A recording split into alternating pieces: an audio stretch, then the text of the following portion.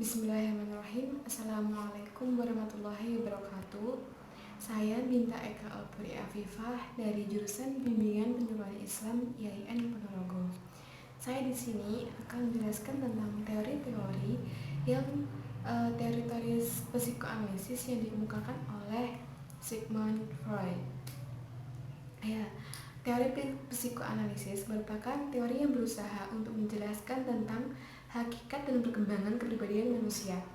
Unsur-unsur yang diutamakan dalam teori ini adalah motivasi, emosi, dan aspek-aspek internal lainnya.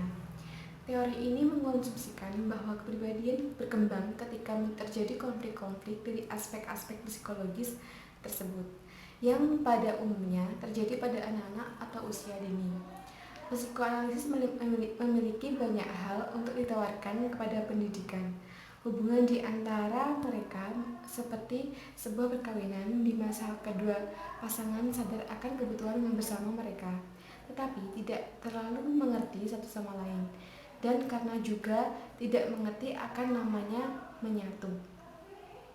Jadi, tujuan-tujuan pendidikan yang dinyatakan berdasarkan analisis psikoanalisis adalah memberi tuntunan bagi pendidik dan anak-anak yang dididik tentang apa yang hendak dicapai, kegiatan-kegiatan apa yang mereka lakukan, dan tentang kemajuan yang dicapai oleh anak didik tersebut. Konsep utamanya teori psikoanalisis adalah satu, pandangan tentang sifat manusia. Pandangan Freud tentang sifat manusia, pada dasarnya manusia dideterminasi oleh kekuatan-kekuatan irasional, motivasi-motivasi tak sadar, kebutuhan-kebutuhan dan dorongan biologis dan analisis, dan oleh peristiwa psikososial yang terjadi selama 5 tahun pertama bagi kehidupan. Struktur kepribadian. Menurut pandangan psikoanalitik, struktur kepribadian terdiri dari 3 elemen, yaitu id, ego, dan superego. Ketiganya adalah nama bagi proses psikologi dan jangan dipikirkan sebagai agen-agen yang secara terpisah mengoperasikan kepribadian. Merupakan fungsi-fungsi kepribadian sebagai keseluruhan keseimbangan sebagai ketiga bagian yang terasing satu sama lain. Id adalah komponen biologis, ego adalah komponen psikologis, sedangkan superego merupakan komponen sosial. Konsep yang ketiga adalah kesadaran dan tidak kesadaran. Sumbangan-sumbangan Freud terbesar adalah konsep-konsepnya tentang kesadaran dan tidak kesadaran, yang merupakan kunci untuk memahami tingkah laku dan masalah-masalah kepribadian. Ketidaksadaran tidak bisa dipelajari secara langsung. Ia bisa dipelajari tentang dari tingkah laku, pembuktian klinis guna membuktikan konsep ketidaksadaran yang mencakup tentang mimpi-mimpi yang merupakan representasi dari simbolik dari kebutuhan-kebutuhan hasrat manusia atau merupakan konflik yang tidak sadar. Salah satu atau lupa misalnya terhadap nama yang dikenali dari sugesti-sugesti pasca hipnotik rebahan.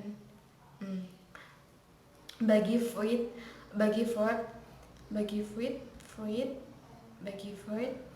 kesadaran merupakan bagian kecil dari keseluruhan jiwa seperti gunung es yang mengapung, yang bagian terbesarnya berada di bawah permukaan air.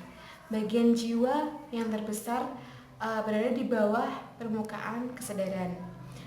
Ketidaksadaran itu menyimpan pengalaman-pengalaman, baik keinginan bahwa ingatan, bahan-bahan yang dari represi, kebutuhan, dan motivasi yang tidak bisa dicapai, yakni terletak di luar kesadaran atau juga berada di luar daerah kendali. Freud juga percaya bahwa sebagian besar fungsi psikologis terletak di luar kawasan kesadaran. Konsep yang keempat adalah kecemasan. Kecemasan adalah suatu keadaan tegang yang memotivasi kita untuk berbuat sesuatu yang fungsinya adalah memperingatkan adanya ancaman-ancaman bahaya, yakni sinyal bagi ego yang akan terus meningkat jika tindakan-tindakan yang layak untuk mengatasi ancaman bahaya itu tidak diambil. Mekanisme pertahanan ego terkait dengan kecemasan individu. Adapun definisi kecemasan ialah perasaan terjepit atau terancam ketika terjadi konflik yang menguasai ego. Kecemasan ini ditimbulkan oleh ketegangan yang datang dari luar.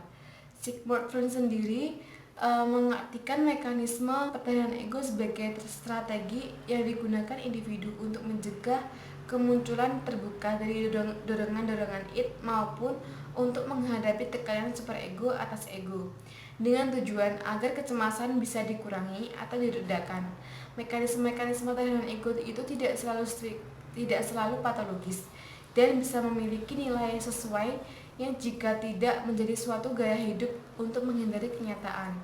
Mekanisme-mekanisme pertahanan ego yang digunakan oleh individu bergantung pada taraf perkembangan dan derajat kecemasan yang dialaminya. Sekian berikut adalah konsep-konsep utama yang dari teori psikoanalisis yang dikemukakan oleh Sigmund Freud.